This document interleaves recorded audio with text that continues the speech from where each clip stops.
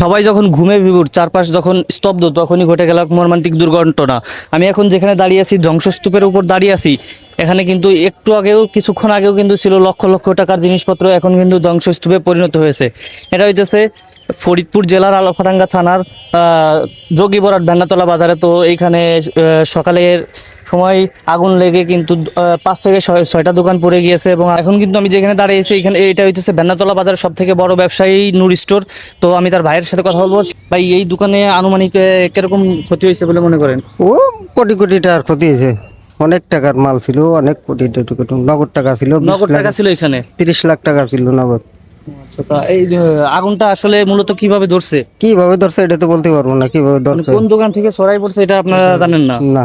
মূলত এখানে একটা মারাত্মক অ্যাক্সিডেন্ট হয়েছে। আপনারা অনেকেই জানেন যে একজন নিহত হয়েছে। তো নিহত ঘটনাটা ঘটছে এই দোকান থেকে। এখানে হাওয়া দেওয়ার মেশিন ছিল, সেই মেশিন ব্লাস্ট হয়ে ওই দিক থেকে ঢুকে যায়, একজনের বুকে লেগে সে জায়গায় কিন্তু নিহত হয়ে গেছেন। আরও কয়েকজন আহত হয়েছে বলে আমরা জানতে পারছি। তো যারা আহত হয়েছেন তারা এখনো মেডিকেলে আছে। একজনের হাত ভেঙে গেছে এবং একজনের পা ভেঙে গেছে, আরও কয়েকজন আহত অবস্থায় আছে। আমি প্রত্যক্ষদর্শীর কাছ থেকে জানার চেষ্টা করবো আসলে মূল ঘটনা কি হয়েছিল এবং কিভাবে কি হয়েছিল। তো ভাই, তুমি তো প্রথম থেকেই ছিলে, শুনতে পারছি। হ্যাঁ হ্যাঁ ভাই, ছিলাম। মাইকে যখন এলান হয় তখন আসছি যে আগুন ধরছে বাজার পার। আগুন ধরার সাথে সাথে কি মাইকে বলে দেওয়া হয়েছিল? মাইকে এলান করে দেওয়ার পরে সবাই আসছে, আসে দেখে কি ওই নূর মিয়ার দোকান, নূর স্টোর পুরো ছাই হয়ে গেছে। লাস্টের দিকে আমরা এই পাশের দোকান যারা তাদেরকে ডাইকে ঢুকে উঠাইছি। উঠানোর পরে যে মানে যার ঘরে মালামাল ছিল বের করছি। বের করার পরে যে কয়জন বের করছিলাম, বের করার পরে এই পজিশনে একটা লোক ছিল, ওই যে পাশের দোকানের গ্যাস সিলিন্ডার বাস্ট হয়ে উনি ওই যে সিটকে যে আমার সামনে ওইখানে পড়ছে। আমি ওই যে ওই পজিশনে দাঁড়াইছিলাম। দাঁড়াই থাকার পর আমার সামনেই উনি ওই জায়গা পড়ে গেছে। ওই দেখার পরে যে বাস্টটা হয়েছে, সবাই দৌড়াদৌড়ি করার পরে সব আহত হয়েছে, অনেক মানুষই আহত হয়েছে। তো আমরা জানতে পারছি যে এইখানে যে দোকানটা ছিল, যে আসলে নিহত হয়েছে, নিহতর ভাইয়ের দোকান ছিল। সে দোকান থেকে মালামাল যখন বের করতে গেছিল, তখন এই যে দেখতে পাচ্ছি এই গ্যাস সিলিন্ডারটা, এটা ব্লাস্ট হয়ে এটা তার পায়ে লাগছিল। জাস্ট 2 পাটা কিন্তু তার আলাদা হয়ে গেছে। সে এইখান থেকে ছিটকে কিন্তু ওই সামনে 10 থেকে 12 হাত দূরে যেয়ে পড়ছে। সে এইখান থেকে পিছনে এইখানে এই জায়গাটা আপনারা দেখতে পাচ্ছেন, ওইখান থেকে আইসে এইখানে সে কিন্তু এসে পড়ছে। তো তাকে হসপিটালে নেওয়ার পথে হসপিটালে কিন্তু সে মৃত্যুবরণ করেন। আমরা এক মুরব্বীর কাছে জানার চেষ্টা করবো আসলে আগুনের সূত্রপাতটা কিভাবে হয়েছে এবং আগুনটা কিভাবে লাগছে আর কিভাবে ছড়াই পড়ছে। আমরা রাত 3:30 4টের দিকে দেখলাম লোকে যে মানে আমার জামাল এসে ডাক দিল যে আগুন ধরছে। আমরা ঘরেতে বেরিয়ে দৌড়ে গেলাম, এদিকে আগুন ধরছে। ধরার পরে যে আগুন যে কিছুতে ধরছে এটা আমরা বলতে পারবো না। যাই দেখলাম যে ওই অবস্থা, নূর মিয়ার ঘর, বাবরের ঘর, সব ঘরে আগুন ছড়াই গেছে। কিছু কিছু ঘরের থেকে লোকজন কিছু মালামাল বেরিয়ে করছে, আর কিছু বেরিয়ে করতে পরে গ্যাস সিলিন্ডার বাস্ট হয়ে লোক মারা গেছে এবং আহত হয়েছে বহুত লোকজন। আমরা এইসব দেখছি। লোকজন ফায়ার সার্ভিসে আগুন ফাগুন নিয়ন্ত্রণে আনছে, লোকজন কান্দাকাটি করতেছে, এইটা আমরা জানি এতটুকু। কত টাকার ক্ষয়ক্ষতি হয়েছে বলে আপনি মনে করেন? আনুমানিক কোটিখানিক টাকার ক্ষয়ক্ষতি হয়েছে, 1 কোটির উপরে। যেহেতু 6-7টা দোকান আর ওই 5টা 6টা দোকান পুড়ে শেষ হয়ে গেছে, কোনো দোকানে মাল বাইরে করা হয়নি, সব মাল দোকানেই পুড়েই হয়ে গেছে। আনুমানিক আরো নূর মিয়া বড় ব্যবসায়ী, সে পাইকারি দোকান, সে দোকান বহু টাকার কারিগর ছিল।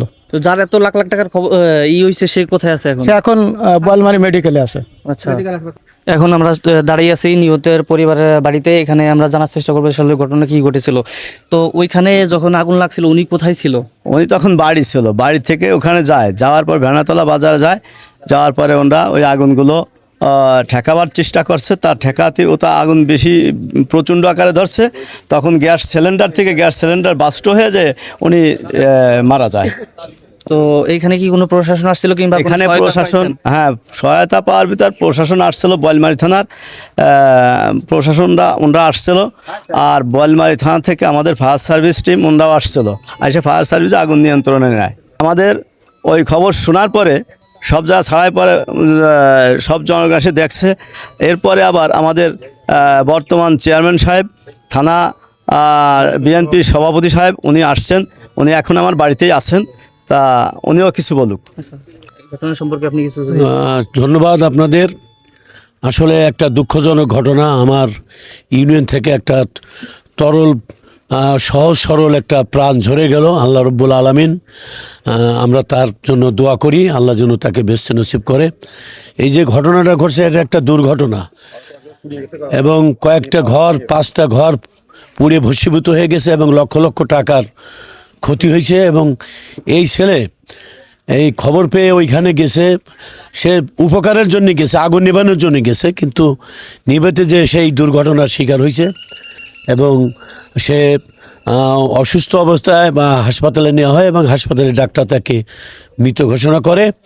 এবং এই বিষয়ে আমরা সরকারের কাছে উদাত্ত আহ্বান জানাবো, এই যে মৃত পরিবার বা এই যে ক্ষতিগ্রস্ত পরিবার যেগুলো অনেক ক্ষতি হয়েছে, সরকারের তরফ থেকে আমি দাবি করব যে তাদের পুনর্বাসনের ব্যবস্থা যেন করা হয়।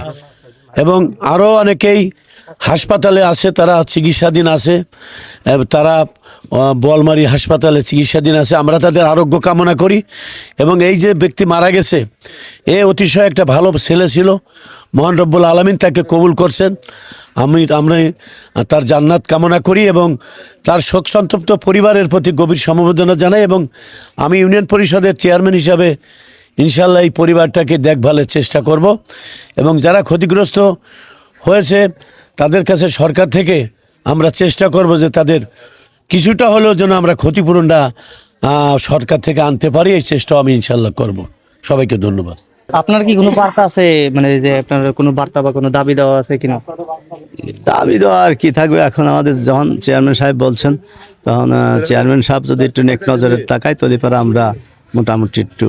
আচ্ছা, তো নিহতের সন্তানাদি কি কিরকম, কয়টা সন্তান আছে? তার 4টে মেয়ে, ছেলে নাই, অর্থ সম্পদ বলতে কিচ্ছু নাই, আছে একটা ঘর, আর কিছু নেই, আচ্ছা, নসিবন চালায় খায় এই আর কি।